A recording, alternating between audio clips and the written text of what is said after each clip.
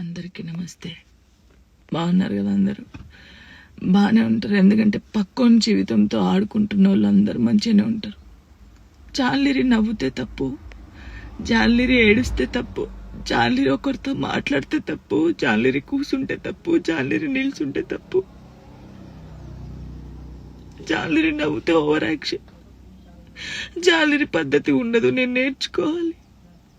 Folk ఇండస్ట్రీలో పద్ధతిగా చీర కట్టుకొని ఇప్పటి వరకు మెయింటైన్ చేసింది నేనే.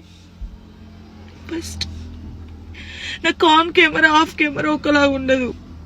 నేను అందరితో నవ్వుతూ మంచిగా ఉంటాను, ఎంత పెద్దోళ్ళైనా ఎంత చిన్నోళ్ళైనా సరే. వేరే టాపిక్స్ లేవు, జాను లిరి టాపిక్. ఎందుకు నా పర్సనల్ లైఫ్ ని తీసుకొచ్చి మీరెందుకు ఇంత హైలైట్? అంటే మీ వ్యూస్ కోసమా? దేనికోసం నన్ను టార్గెట్